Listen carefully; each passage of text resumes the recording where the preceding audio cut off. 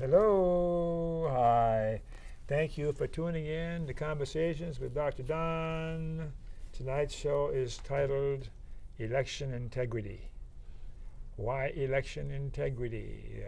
I think as we talk with my guest this evening, you'll see why election integrity is an appropriate topic for a whole 1 hour show this evening. Ethan A. Scarl is my guest this evening. We're going to have him for the whole hour, and you're going to be very, very pleased with what he's talking about and what he's about.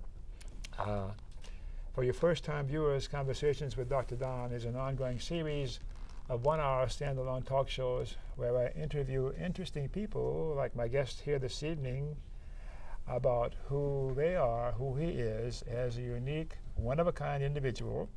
And we'll be talking about election integrity and anything else that comes up that strikes us that's worth talking about. So, I'm feeling a little nervous, not as nervous as I usually am, because sometimes when I get a real right-winger on, I'm anticipating fighting, and we're in the same camp pretty much, but I'm sure we'll find something to fight about. Do our best. How are you? I'm fine. Yeah. Very good, Don. So good to see you and good to have you on your show. I've been talking to people about who you are a little bit and what I've learned about you in the different places that I've met. We have common interests in some of the organizations, their meetings and that sort of a thing. And I look around and there he is. And good progressive, left, liberal organizations for the most part, I think. And I just, hey, so again, I'm excited about having you on. Thank you. So. Great. As you know, the show goes in a couple of major segments. The first segment is what I call the bio segment, where we talk about who you are. And I'll just say a few words about who I am in case there's a few new viewers out there who've not heard me do my spiel about who I am, who Dr. Don is. And then I'll read a little bit of the information you gave me by email about who you are. And then we'll ask some direct questions to see if I can embarrass you. I mean, to get more information about who you are. That's okay. There's a lot of room under the table here. That's fine. And then we'll then take a break and then go into talking about election integrity and what that means, and we'll go from there. So, the last time I saw you was at a meeting at the Unitarian Church, was it? Maybe or maybe a DFA meeting. Democracy for America. Yes, that's the last one. And at the end of the show, we'll be talking about Democracy for America and the organization that I met Ethan, among the other places I met him, and the stuff we were talking about. But anyhow,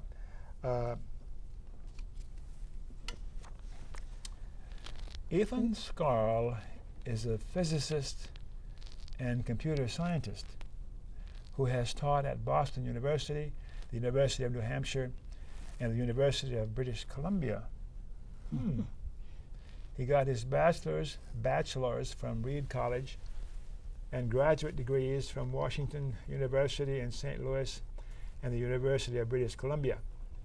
He has been on staff at the MITRE, M-I-T-R-E, Corporation, and the Boeing Company, and is now retired. A young fellow retiring early. His background in computer science led him to take a special interest in the integrity of the vote counting process in American elections. Well, I've had a real interest in the vote counting process in American elections, even though I'm not a computer expert or an expert on anything. So I'm curious about what we're going to talk about, even though we've had a few words back and forth about it. It's something I hope everybody will be curious about. Oh, you are. I think you mean our government depends on it. So let me go to my little cheat sheet here. If I were to ask your best friend, who is Ethan, what would they say? What would be their response? He's a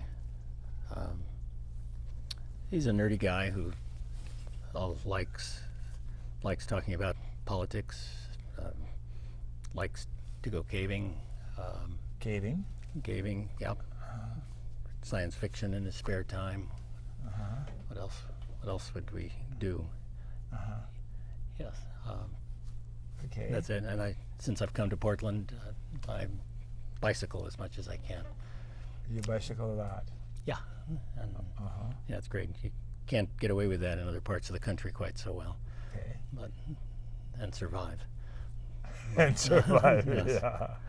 So what other parts of the country have you hung out in or spent time in? Oh my! Well, I was born in New York, but came to Portland at the ripe age of 2, and grew up here. Went to Franklin High School and Reed College, but then graduate school. I spent a year at University of Alaska, and then University of Alaska. yeah, college, Alaska, and then to Washington University in St. Louis. I got a master's in physics. Took a couple of years off. Came back to Portland. Worked up at OHSU, what is now OHSU, as a research assistant. Oregon Health Sciences University. Right, and then went up to Vancouver to University of British Columbia and enrolled in their doctoral program. And then after that, went to New England and lived in Cambridge, Massachusetts for a while, and then New Hampshire. I taught at Boston University, computer science, Department of Math, computer science for a while, and a few odd courses at University of New Hampshire. I've lived there for several years. I had an itch to get back to the Northwest, and so after Boeing had basically refused to return my calls for a couple of years, they sent a headhunter out after me and collected me to work in artificial intelligence in their Bellevue facility. Bellevue, Washington. Bellevue, Washington. Artificial intelligence. Yeah. My gosh. And I lived there worked with them for about 5 years, 6 years, and got involved with a project involving Space Station, which was operating out of Huntsville, Alabama. So I transferred to a group within Boeing, working in Huntsville, and ended up living in Huntsville for almost 17 years.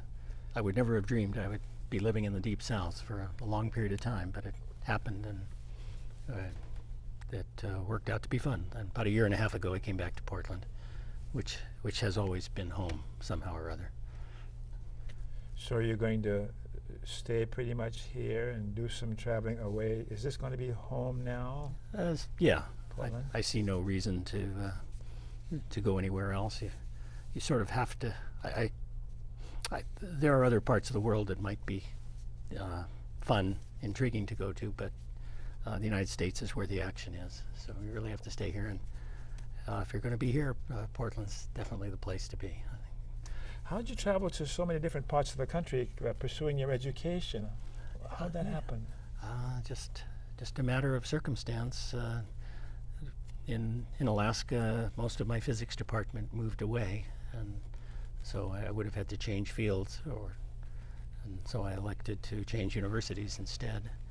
And then sometimes people need a break from education, so I took one for a couple of years, went back, and I thought going to Vancouver, Canada is a conservative way to go to a foreign country, and so I chose that and was very pleased with it. I lived in Canada for 11 years there, and then when you're as old as I am, you just accumulate residences and places. It just sort of happens. And then going to New England, my wife wanted to go to NYU, and I got an appointment at Boston University, so that worked out. But Physics, the rest is history. Math and computer. How was it you're more focused on that sort of occupation, occupying your mind and your interest, rather than being a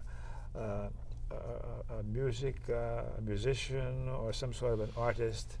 Or is there a difference really in those pursuits? Well, music is fun and art is nice. It's aesthetic. It's pleasing. But I thought I only have one life, as far as I know, on this planet or in this particular universe, and so I wanted to know as much as I could about how does this place work? What is it? How does it work? And this is my opportunity to find that out. That's why I went into physics. And we're certainly a far cry from knowing all the answers or even what all the right questions are, but we know an awful lot. That's some of which is absolutely amazing. How about your mom and dad? But were they educators, or what were they No, like? actually, my dad wanted to be an engineer. He was, I think, second or third. He was third generation from Europe, and but he had a speech problem that prevented him. I think today there would have been remedies for it, but at that time, in the early 20th century, there weren't. So he ended up doing menial jobs and came to Portland. I think he looked at a map and decided that Portland was as far from New York City as you could get and stay in the continental United States. And so we came here, and he worked in the shipyards. My mother taught school for a while, but at that time it wasn't mandatory for women to work to support a household, so she didn't. And, How about brothers and sisters? Do you have any of those? yeah, younger brother is living in Salem. What's he do? He's a counselor, working with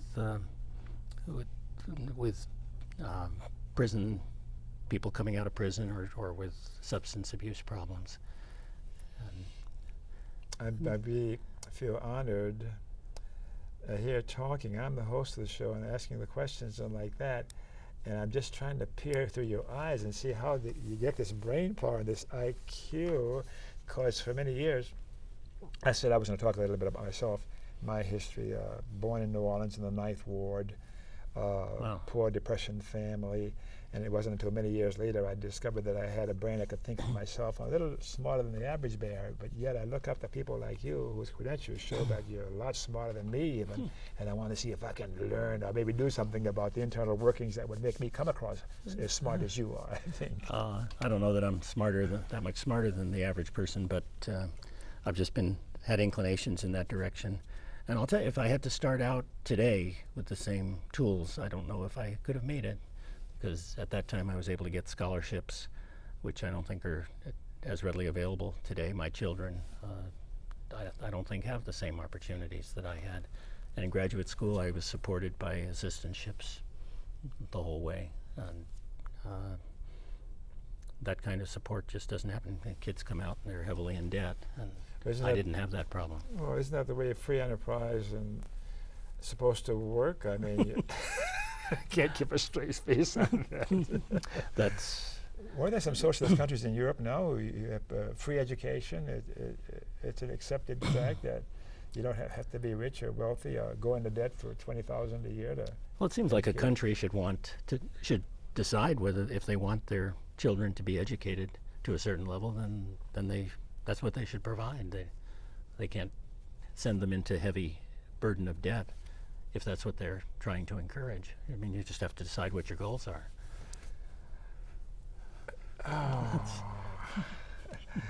So anything significant about your cultural heritage or not? From Jewish extraction. My mother's family came from southern Russia, I think, escaping persecution at the time.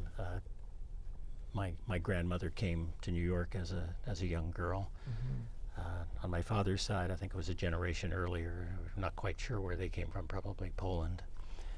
But so. How about a religious preference? Do you have a religious preference, or did you grow up with a religion? Peripherally Jewish, but my parents did not raise me particularly to be involved with a temple, and I haven't been. I'm a Unitarian now, or consider myself such. I was married by Unitarians and attended a small fellowship in Fairbanks, Alaska, and then a much larger one in Haverhill, Massachusetts, and then in Huntsville, Alabama, Okay. and now here. All right. We go to education and your work. In your retirement, since you're retired, what do you spend your time doing? Well, I would advise people to just retire as soon as they're able to, because that just means you're self-reliant, that you're not depending on someone else, and you can start doing what's really important to you. Retire as soon as you can. Yeah, I know. I just talked with my ex-boss in Huntsville, and he said, "You're not retired. You're busy all the time." Well, yeah, that's what I retired for. So what are you busy doing? Well, I'm still being a father to some extent. My kids aren't all that old, and but trying to jump headlong into doing what really needs doing. One of my concerns is that people are not very good at making decisions that affect them on a long-term basis. They're not very good at incorporating all the information that's available, and you just have to look at our political history, and you see it's full of bad decisions, and it's always easy to look backwards and say in retrospect that was really dumb. You should have known better. But how can we devise it? Is it possible to devise a system so that we can avoid some of the traps and do things right? It's becoming more and more critical as time goes on. It's becoming exponentially more critical because so many of the systems on which we depend are becoming stressed to their limit, and so we've got less room to make errors than we used to. Why is that? Why are these systems becoming stressed to their limits? The two reasons. One is technology, but the bigger, which are producing strange chemicals and radioactive substances and such, which may damage the environment. But the primary reason is population increase. Population. That when we devise new techniques, ways to grow food on land that was not previously arable, or to purify water, to gain, for instance, we use tremendous amounts of petroleum products to extract food from our land. The United States has perhaps the most efficient agriculture in the world if you measure it in terms of food product per acre, although it may be the most inefficient in the world if you measure it in food product per energy unit put in. And so what we're doing is stressing that system. We're producing food as quickly as we can, and in other parts of the world, like Africa, Latin America, and Asia, the third world, they're going right up against the limits of what their land will support. And there's questions of water supply, food supply. They're being threatened by global warming. It's a multi-system breakdown that's threatening. If any one system broke, you could deal with it by falling back on the others. But when they're all stressed, to a large extent, this is going on because of overpopulation. That is the critical factor. And you might say, well, in the United States, the population's only increasing primarily due to immigration, and in Europe, the populations are stable, and in some cases decreasing, and that's true. The bulk of the population growth is in the third world. Nevertheless, there's a limit to how many people the globe can support, and we're approaching that. And the fact that we are maintaining our population at a controlled level, and just as China, both China and India have increased their food production over the last couple of decades, but the standard of living has increased in China, but not in India on average, because they have controlled their population better. So there's more food per person. But so as you hit the limit, though, what are we going to do about overpopulation?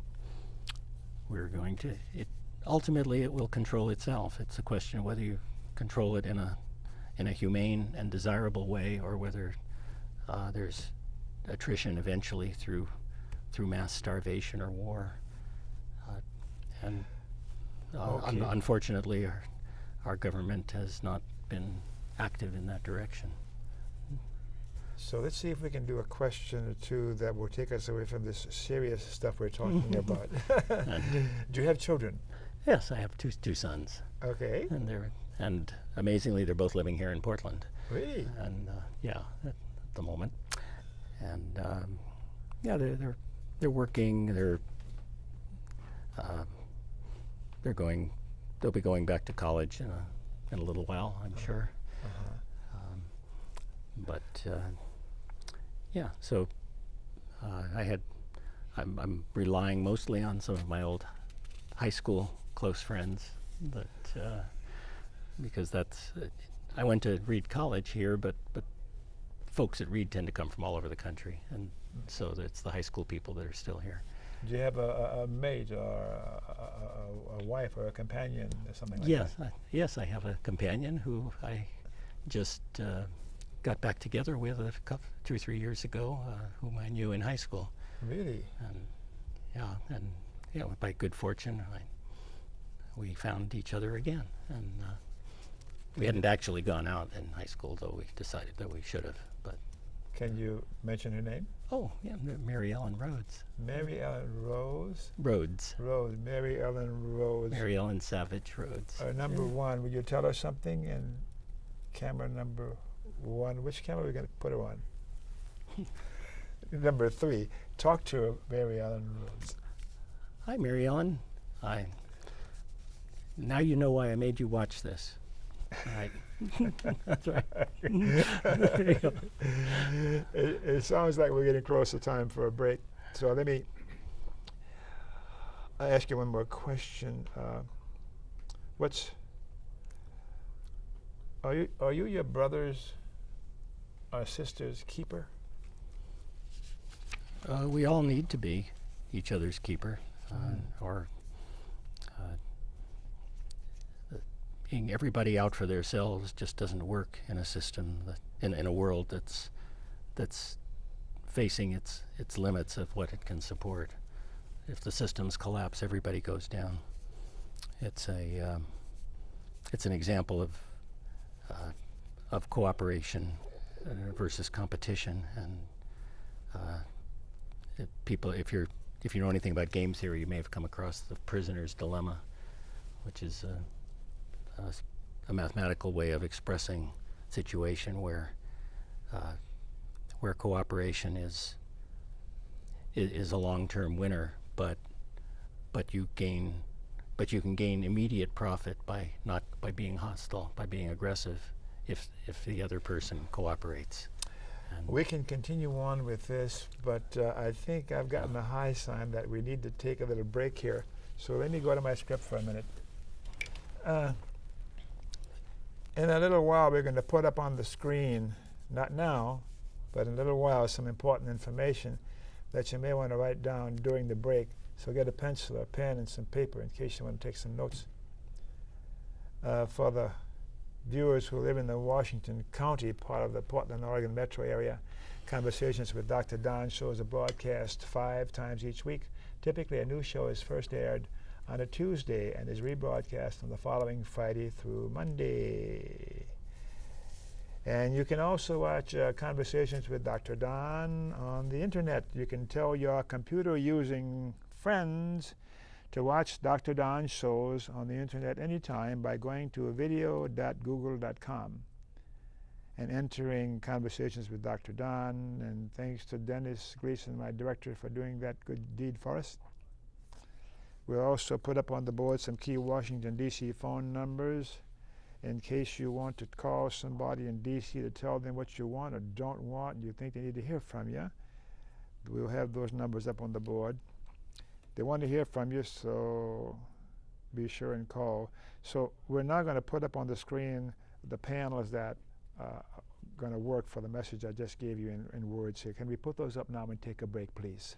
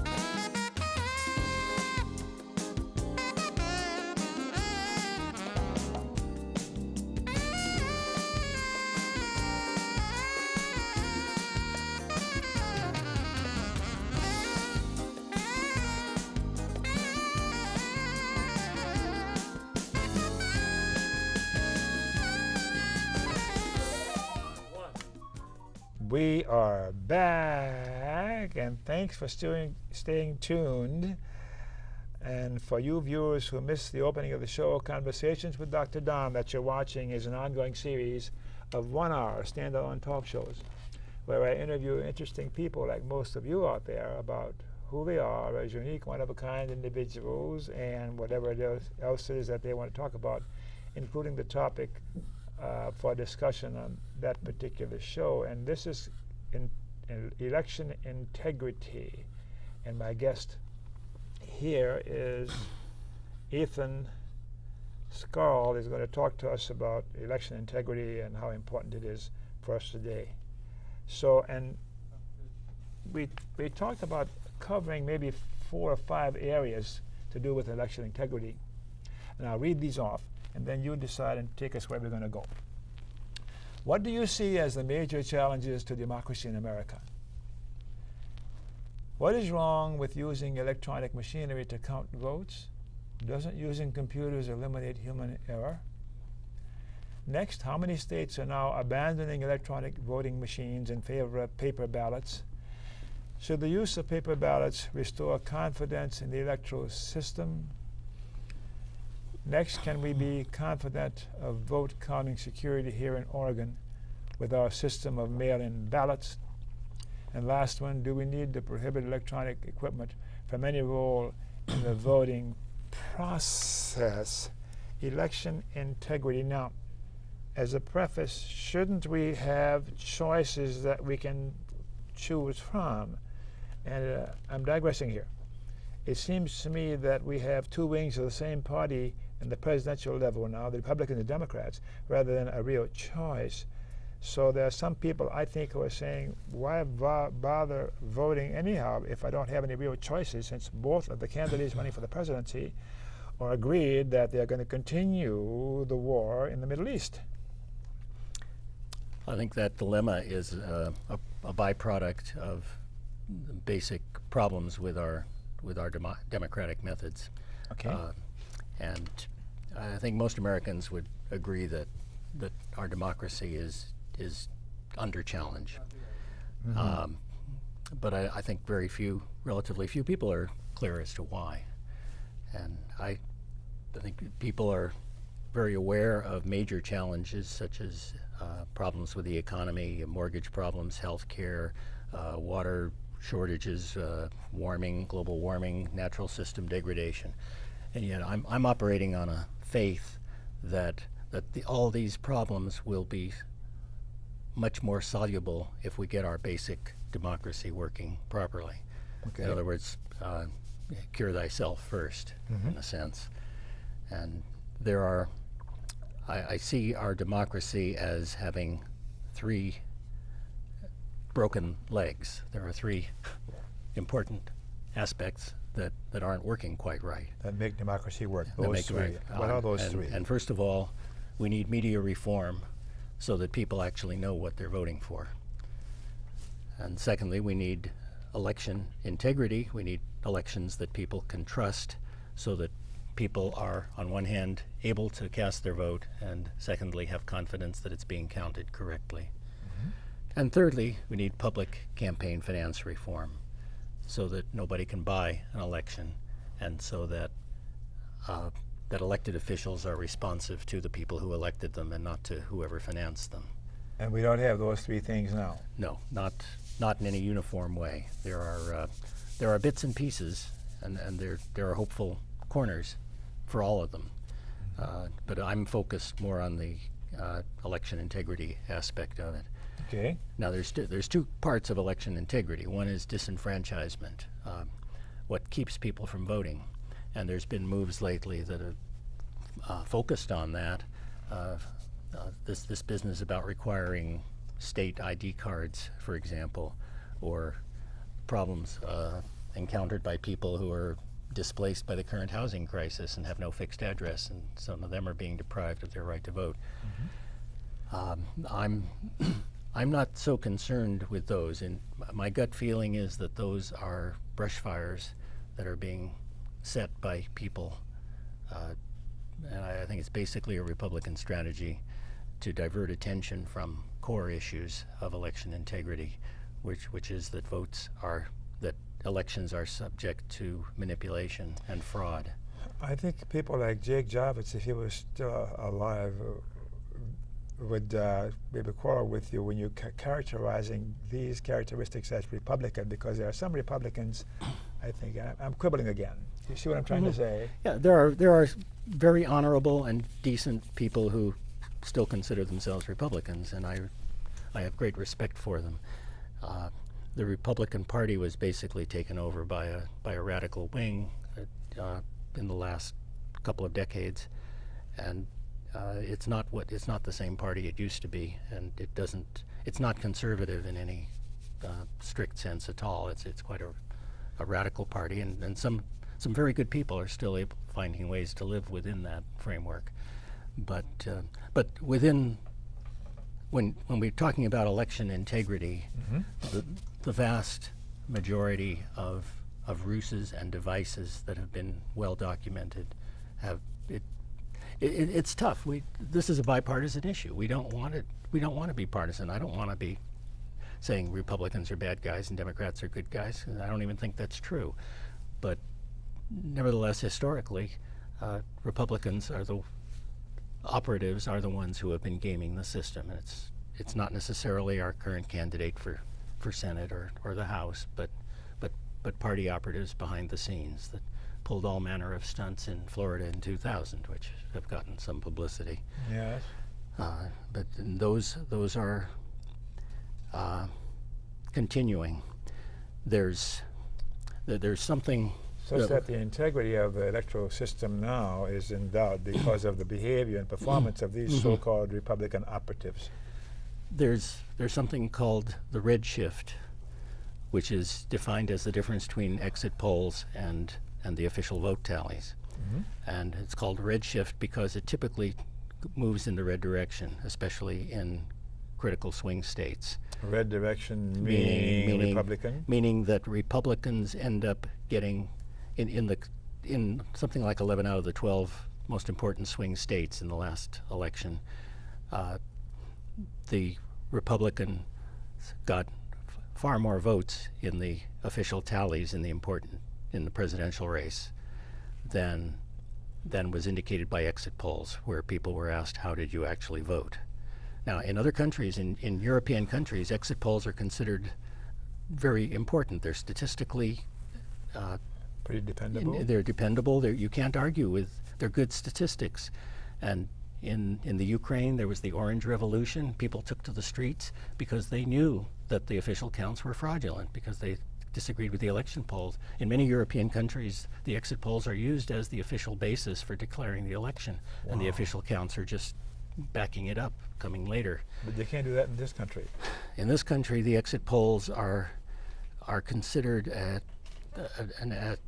kind of a PR device by the major networks who are trying to outdo each other in calling elections sooner than their competitors. It's not treated very seriously, but nevertheless, the methodology is still pretty good, and the results are still dependable. The samples are large enough, and they are selected by using good statistical methods. They are dependable, and according to the exit polls, in November 2004, Kerry and Bush and most of the American public went to bed believing that Kerry had won the election, because that's what the exit polls showed. They woke up next morning and discovered, no, didn't happen. What happened? Bush won the election. In fact, some of the folks who were working on this said that they looked at the exit polls the next day, and the exit polls looked different on CNN. They looked on CNN and saw numbers that showed Bush was ahead in the exit polls. And they said, that's not what I saw last night. They put notes out and said, did anybody get screenshots from last night? And some people had. And indeed, the results had flipped overnight. How'd that happen? They have to ask CNN. That's, there's... If you can't trust CNN, who can you trust? Well, Ethan? we don't know. I don't want to. I'm not in a position to point a finger at any place, but those screenshots are there, and we have them. we know that there's considerable hanky-panky going on. Bev Harris up in Renton, Washington, her book, Black Box Voting, it's a few years old now, but it documents some of the basic problems with the electoral machinery and the shenanigans. There's lots of evidence around. The major media have not given it widespread press, but there have been so many irregularities and strange things. Nobody should trust an electronic voting machine at this stage, and most people don't. In fact, that's been a revolution in our consciousness. So there's been some states now who said we're not using electronic voting machines anymore. Yeah, at this point, it looked for a while like the whole country was going to go electronic, that everybody was going to vote for touchscreen. There was an act passed by Congress called HAVA, Help Americans Vote Act, Yes. that was put in following the 2000 debacle, and it was that legislation was pushed for by some rather dubious characters, some of whom were congressmen who are now in jail. And it became clear why, that the electronic machines were a solution that was far worse than the problem that they were supposed to solve. It was the people who managed and did their shenanigans through the use of the electronic machines. Yeah, so why not trust a computer? A computer can count much more accurately than a human, right? Well, a computer does what it's instructed to do, and it's the people programming it or designing its architecture. The architecture of its software can make errors, but when there's so much at stake, as in a presidential election or in congressional or Senate seats, the stakes are very high. And if there is a way that you can get away with throwing an election, with swinging the vote, without ever possibly being detected, that's a temptation that we can't expect will be resisted. Let me interrupt you for a moment. Sure. So I've heard suggestions of different ways of counting ballots and the systems, so that we're not using computers, but even if it's a simple paper ballot kind of a thing, they're still going to let computers tally the final vote. If computers are involved anywhere along the way and there's some human programming involved, we're dead in the water. Well, that's right. There's actually, in my opinion, there's very little necessity for that. In Canada, in Ontario, their last provincial election, they counted something like 4 million votes in, I may have the numbers wrong, but it's a sizable number of votes in 4 hours with no major problems. These were manual counting of ballots. Manual counting. Just manual putting them, the precinct my workers gosh. putting them in piles. And people are able to count. If you do it under the supervision of both parties, that minimize. No, it's possible to cheat using paper ballots. Some of the more notorious elections that happened in Alabama, for example, happened with paper ballots. It's possible ballots can be lost, burned, disfigured, etc. But at least there's a record, or if the record isn't there, you know it. Whereas in a computer, there can be absolutely no trace without paper. It's How gone. are we then going to have election integrity with the recommendations or suggestions that you will come up with this evening? Well, the very best solution would be to go back to manually counted paper ballots. That's the only way. That's the best assurance. I don't like I say, I don't think it guarantees that everything will be fine, but it's a far cry from where we are today. However, if we're committed to maintaining these expensive machines that we've been sort of conned into buying, then the best you can do is to make sure that there is a paper record, a voter verifiable paper record, VVPR. That's the key word. And the arguments for this have been very convincing, and 27 states now require voter verified paper records, and another dozen states have legislation pending.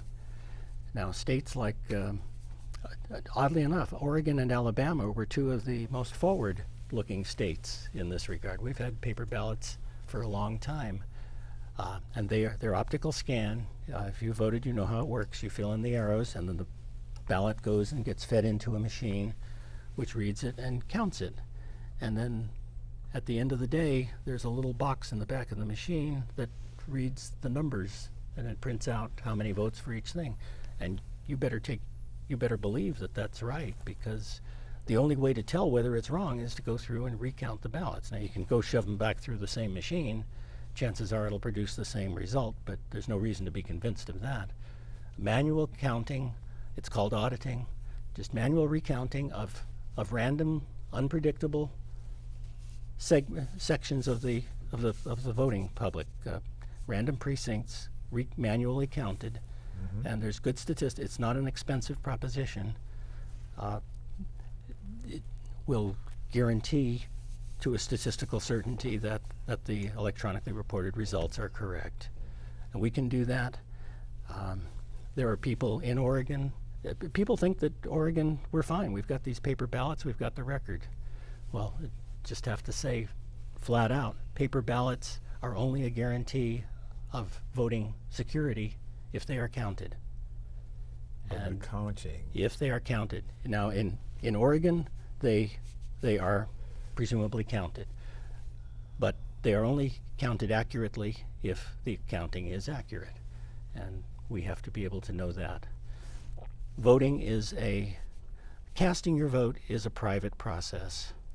No one else should be able to see, but you should know that your vote is going where you intended it to go.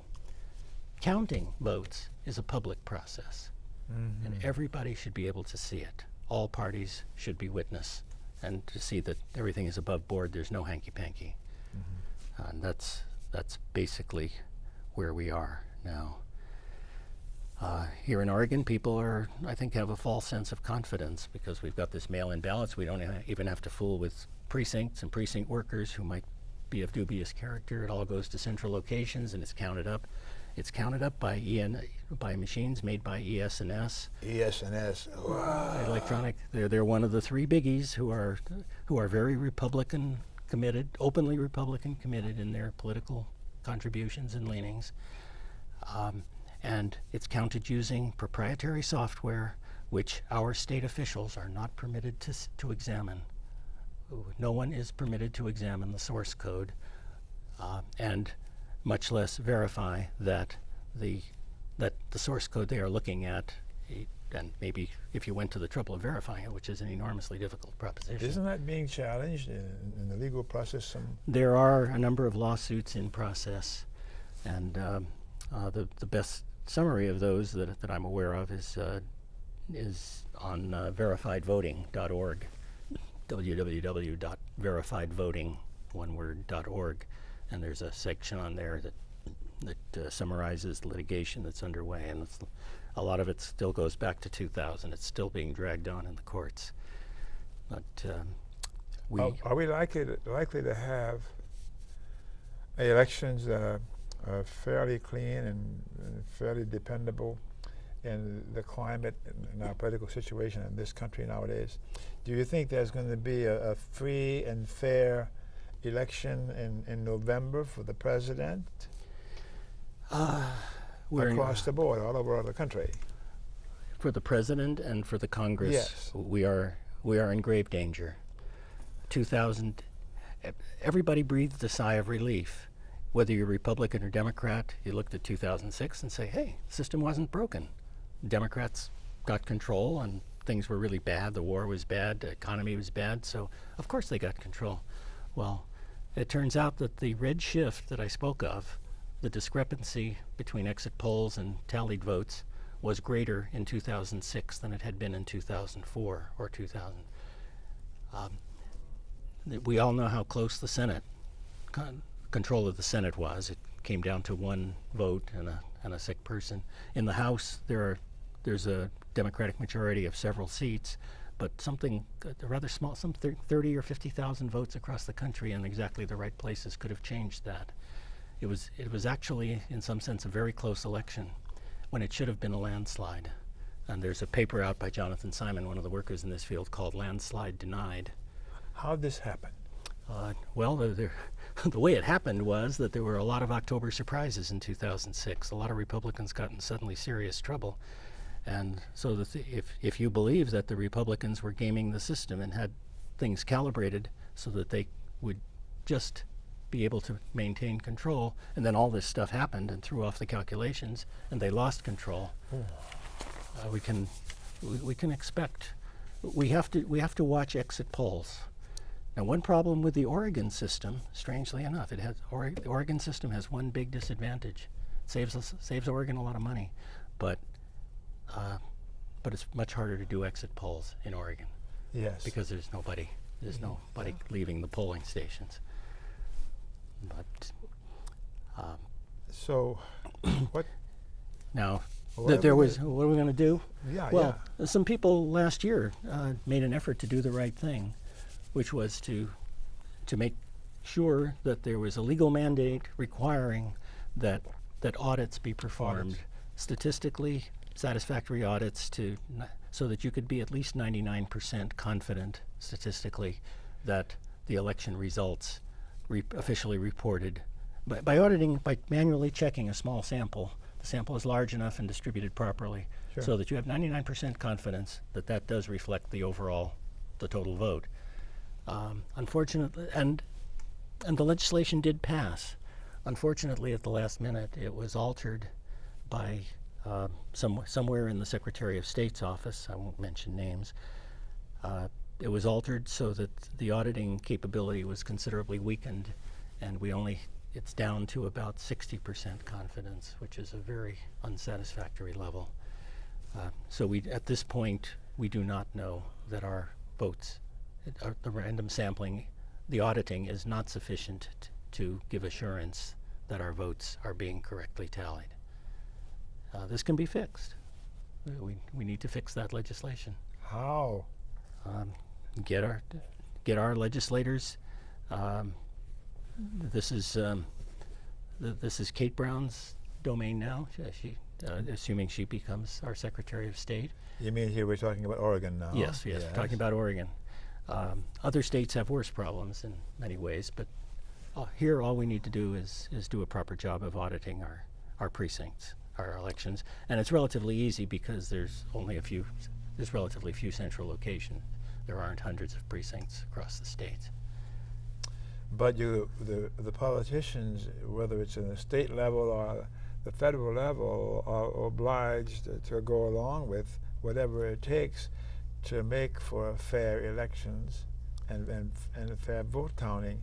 But if there were fair elections and fair vote counting, then there'd probably be people elected to office who would not go along with the behavior of the present administration, the present government.